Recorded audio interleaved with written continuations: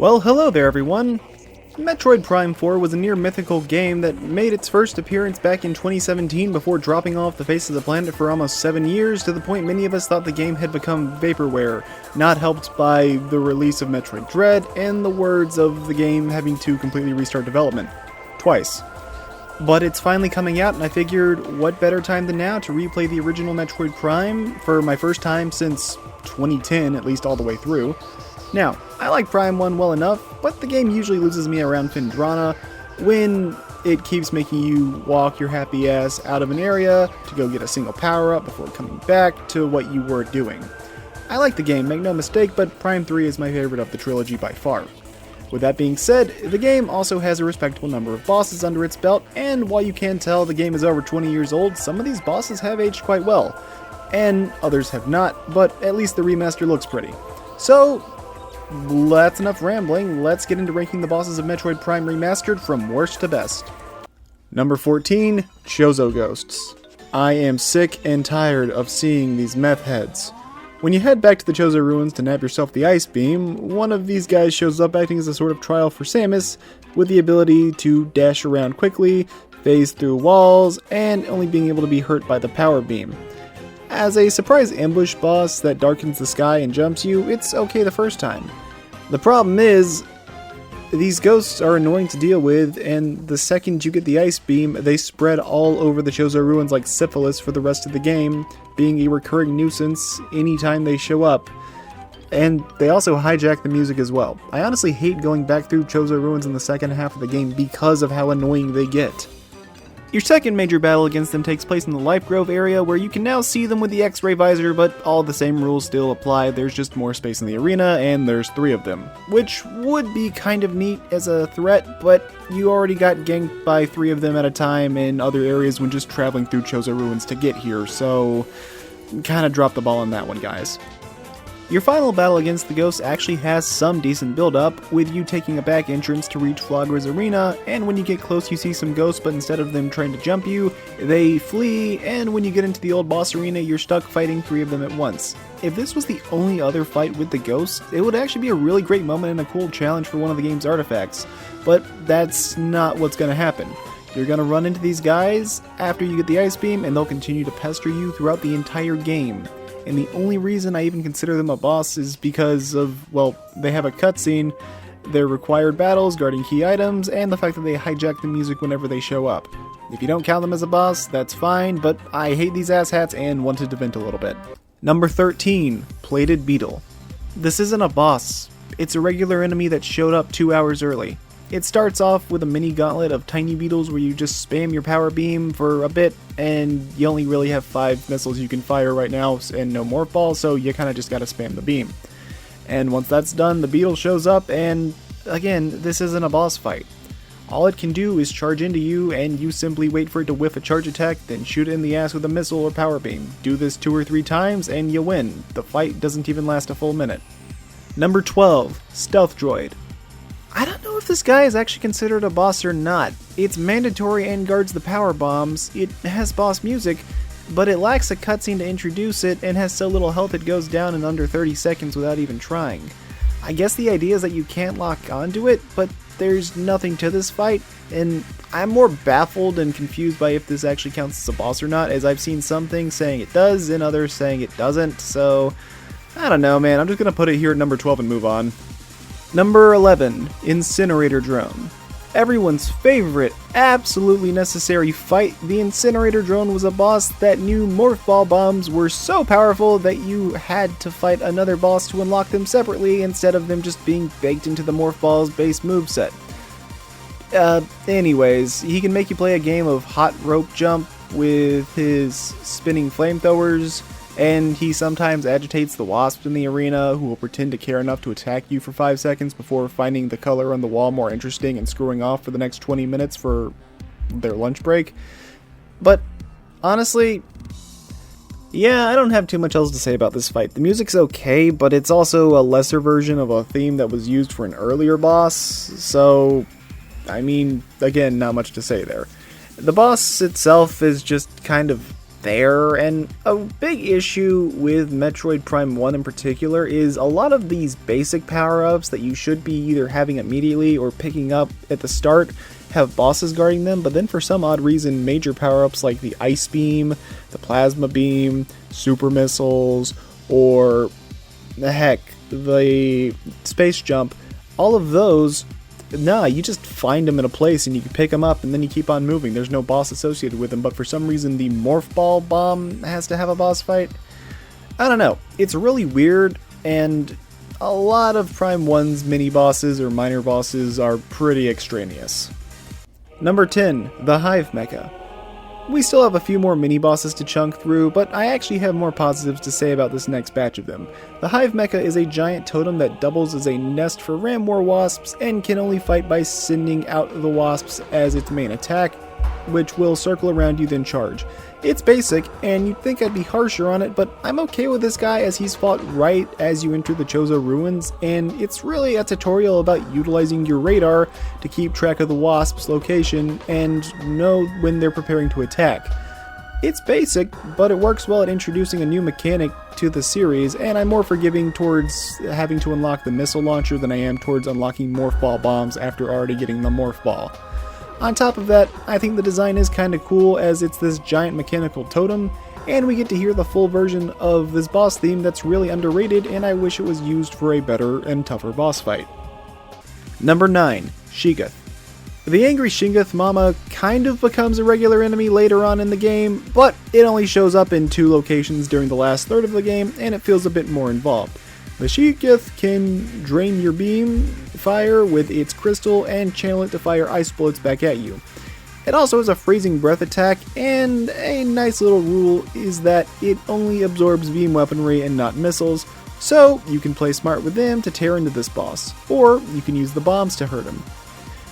The fight is still definitely mini-boss territory, but I think the wave beam is worthy of having at least some sort of guardian for the player to overcome. At least it isn't embarrassing itself like the Incinerator Drone or Plated Beetle did. Number 8, Elite Pirates. The Elite Pirates are the recurring mini-boss of the Phazon mines that are built up to be a much bigger threat than earlier opponents in the game were. The pirates can absorb your beam weapons, generate a shockwave, punch you, and fire off an attack from their shoulder cannon. It has a cool as hell entrance as far as mini-bosses go, and it's my favorite of the bunch. But while they look scary, they are pretty fragile despite their size, being able to be brought down in under a minute.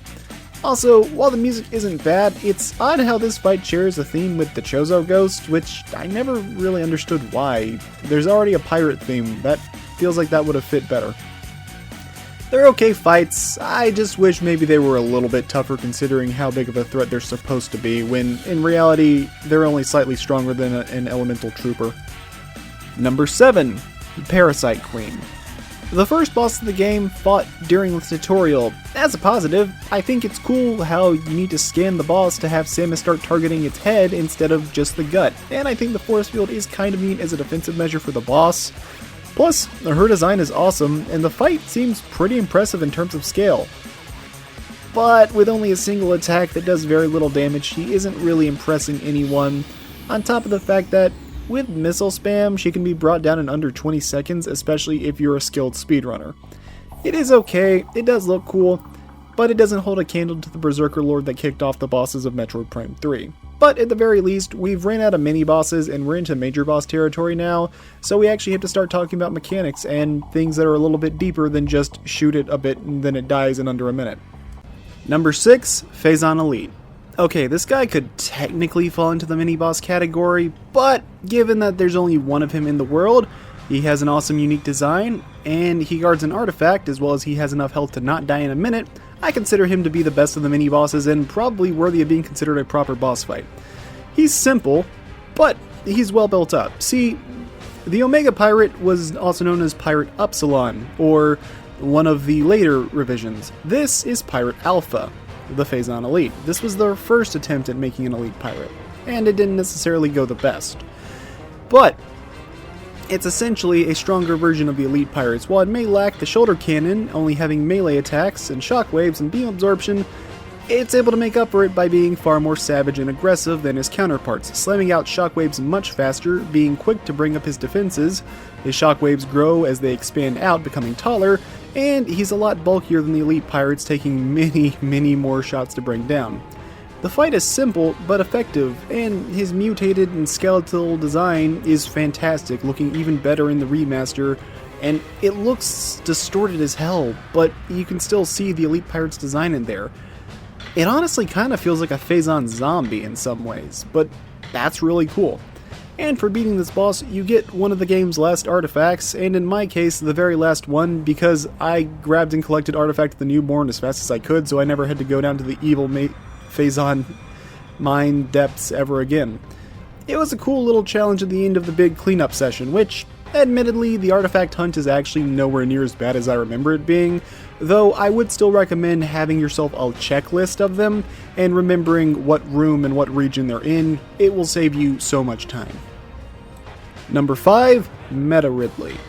Possibly a controversial take, but unfortunately the fight against Meta Ridley in Prime 1 hasn't aged the best. It's still a good fight, but it's gonna come down to RNG. If he cooperates, this is one of the coolest fights in the game. That's a high-speed thrill ride. But more often than not, you'll be stuck in a bombing run purgatory, waiting for him to finally make himself able to be hit again, and regardless of how powerful you are, you're going to be looking at a battle that likely exceeds 10 minutes, waiting for his ass to get back over here so the fight can continue. When he stays close, sticking to laser breath and his chest bursting attack, the fight is amazing. But when he goes on bombing runs constantly, the battle can really drag on, and unfortunately, this lasts for 75% of his health bar.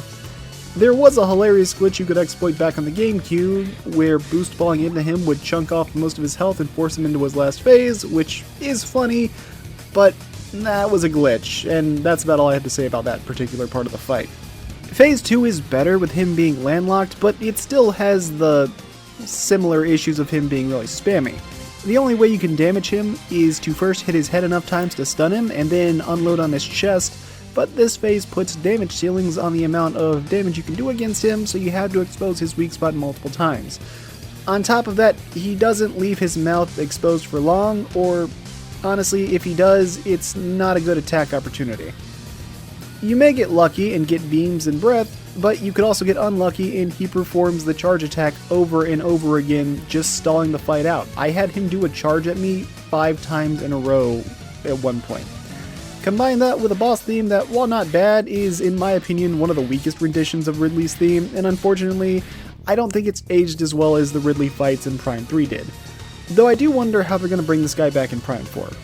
I mean, I guess Metroid Dread proved that they don't have to bring him back, but at the same time, I'd be very surprised if they didn't, and honestly, half the fun is guessing how he's going to come back. Now, I'm guessing he's going to open a portal to hell and come out that way, but if Other M proved anything, we can just bring back classic villains as anime girls, cause that totally wasn't a piece of terrible writing. Regardless, Meta Ridley is a good boss that has some understandable stumblings that bring the fight down some, but I do still think it is overall a good experience, albeit one that's a bit long in the tooth.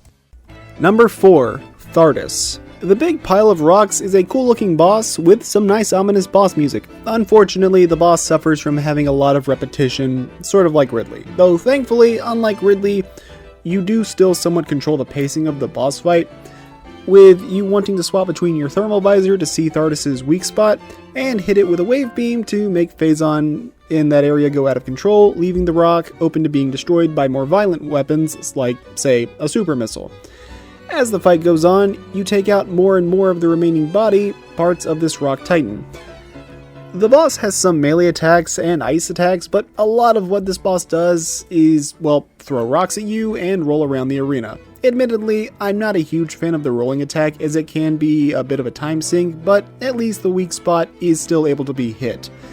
The fight technically has 3 phases, but as far as I can tell, the differences are purely visual, with the most distinct phase being when the boss brings in the snowstorm. Overall, it is a good boss to cap off Indrana Drifts, but it's kind of weird that you have to come back here for the gravity suit, only to learn that there's still another half of Indrana Drifts to explore, but there's no other major fights or challenges to overcome, just going underwater. Number 3, Flagra. Flagra is the main boss of the Chozo Ruins, and is the first fight where you really get to see how big the scale of this game can be. It's also the thing responsible for making the water in Chozo Ruins toxic and hazardous to the touch, so you know what that means. Now, in the GameCube version of the game, this fight kinda sucks with the glitched music, but the remaster actually fixed the boss theme. Well, technically the Wii version of the game did, but the remaster has the fixed boss theme. And yeah, it sounds pretty awesome. The fight is simple, you can't hurt Flagra directly, but what you can do is unload bullets to stun it.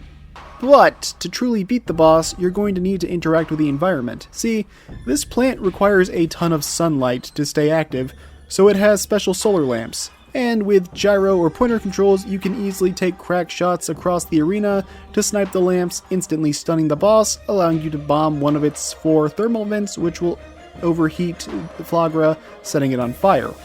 Do this 4 times with increasing numbers of solar lamps to shoot, and you win. It's a fun challenge, and I think the complete version of this song is one of the most underrated boss themes in the game. It's pretty slept on, probably due to the GameCube version of the song being glitched, but overall, it's a good fight, and yeah, I put it on my top 20 favorite second bosses video, and I still think it earns a spot. Number 2, Metroid Prime. The final boss of the game was one I was hesitant to go back to because I remember the fight being really long and tedious. Well, thankfully, no. Long, yes, it's by far the game's longest battle, but it's also the final boss and the only one with multiple health bars to go through, so that's okay. I honestly think the fight remains pretty engaging throughout. And yes, I'm a fake Metroid fan, I didn't go for 100%, sue me. Anyways, Phase 1 is broken up into multiple chunks, as you descend lower and lower down the impact crater into the depths of Talon 4, and Metroid Prime is a game of match the colors, and using the same 4 elements that you have while also modifying its attacks as the fight goes on. And the only small opening that the boss has is its face. You need to shoot it there for it to take damage. Personally, I think the boss looks awesome, especially in the remaster, and I appreciate that each element has different effects. Power does a lot of damage, plasma can light you on fire, ice freezes you, and wave screws up your visor, as well as your visibility, which takes out your ability to lock onto the enemy. The fight isn't that complicated, but there's enough attacks to keep things interesting, and I'm more forgiving towards a game that's over 20 years old having slightly clunkier boss design. I think the fight has aged fairly well, at least on normal difficulty levels. Screw the hard mode fight though, that's just straight up ass to deal with. But overall, I think that while it may be a case of match the colors, it's a nice match the colors fight. But the fight doesn't end with a game of match the colors, as we have to fight the starfish that worked out at the library next. This fight looks absolutely amazing in the remaster, genuinely one of the best visual glow-ups I've seen. And a cool detail I like is that you can stand on the husk from phase 1 to dodge the shockwaves of the boss. Now, this last phase is very basic, and could get tedious, as the only attacks the boss has is spawning Phazon and Metroids, and sending out shockwaves. But this boss feels way more aggressive than I remember him being in the original Metroid Prime, and I actually think that's a change for the better, as the only way you can hurt the boss is to stand in his Phazon with your suit channeling hyper mode before it became a major mechanic, and absolutely unloading on Squid Krang over here. And the fight has a gimmick where its form phases between, I guess, different states of matter or some other scientific reason to justify you needing to swap between your different visors to see his actual body. And I also just think it works well and makes the fight more visually distinct, and I love how chaotic the final boss music is.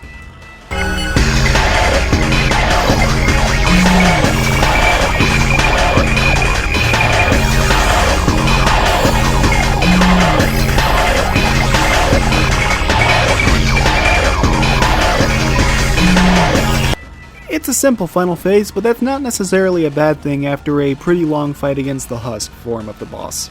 And while it can get somewhat long in the tooth, I think the final boss has aged pretty well, and it's a surprisingly very fun way to cap the game off. And, you know, it is technically the first battle against Dark Samus, so there is that, I guess. Number 1, Omega Pirate. While the Omega Pirate may not have the same level of significance as Ridley or Metroid Prime, it's still a fantastic boss fight to cap off the evilest area in the game. The Omega Pirate takes the mechanics of the Elite Pirates with all the same attacks, just double the cannons, but as a trade-off, the Omega Pirate has more tricks up its sleeve, being able to bring in different elemental troopers whenever its armor is broken, and cloak itself to try and regenerate Phazon and replenish its armor. And something awesome about this fight is there's not really any damage cap on the boss. You can easily shred 2/3 of his HP in a single cycle, if not one cycle him, but it's not going to be easy. The boss is aggressive, and with the Phazon pools all around the arena before you've gotten the final suit upgrade, you do need to be mindful of your positioning, or you'll take some nasty damage. Plus, the design of this monster is also just really cool to look at, and I appreciate that the story or the pirate logs build him up as this very intelligent threat. While I would hate ads in a game normally, I think the troopers are a good addition as well, as they only appear when the boss is recovering, and even if they live after the boss fully recovers, he'll more or less instantly wipe them out, so it's a bit of extra flavor instead of being a terrible gank boss, and that just means you need to use your other beam weapons for a few seconds. Or, just power bomb them. Back this up by, in my opinion, the best boss theme in the game, and it's really selling this evil monstrosity.